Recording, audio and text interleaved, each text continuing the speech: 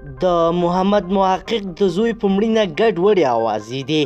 اکثریت افغانان پرې خوشحالي ښودلې ده. دوی وایي چې دې ته ورته ډېرې میندې او پلرونه یې ژړولي دي، پرېږده چې دوی هم وژاړېږي.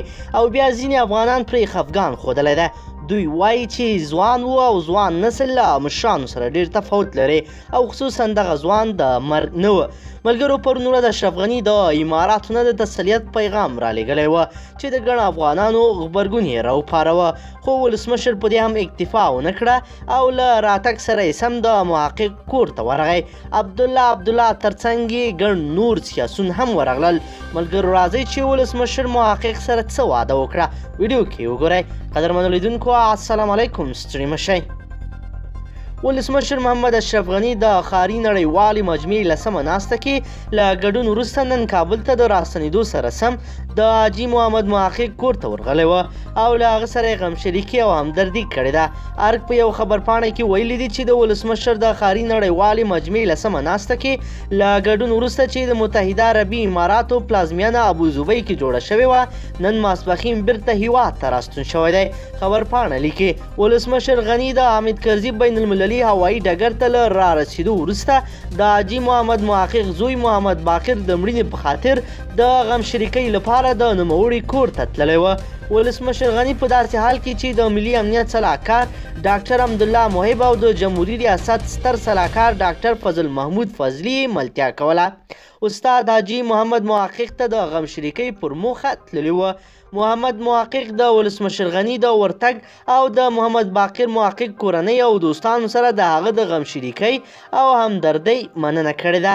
د محمد محقق زوی باقر محقق وړمه ورځ د خپل ورور حسین محقق له لورې د سهار له لمانځه وروسته د خوب پر مهال په ډزو سره ووژل شو او ترڅنګ یې ساتونکي هم ټپیان شوي وه.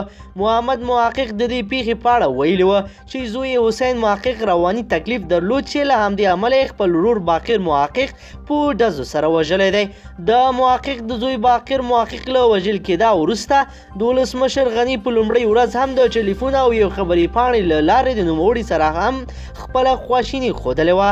محمد محقق د خپل زوی د وژل کېدا وروسته په یو خبرپاڼه کې ویلي وه چې یاده پیښه یوه الهي ازموینه وه او د خدای رضا وه چې نوموړي او کورنۍ ورسره مخ شوه. د باقر محقق د وژلو وروسته د ساتونکو په مقابلو ډزو کې حسین محقق هم ټپي شوی دی چې دا مهال د درملنې پر موخه په روغتون کې بستر دی.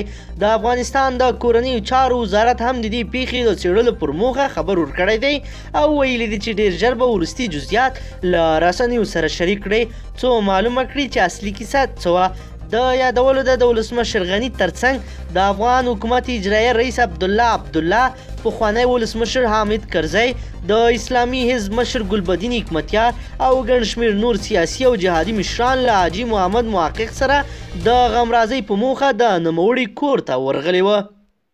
قدرمنو لیدونکو که چیرې غواړئ چې ورته تازه او مهمو پیښو څخه ځان ډېر ژر او په لنډو کې خبر کړئ، زموږ چینل د سره ضرور سبسکرایب کړئ او ویډیو د سره حتما لایک کړئ. تر بلې ویډیو مو په لوی رب سپارم.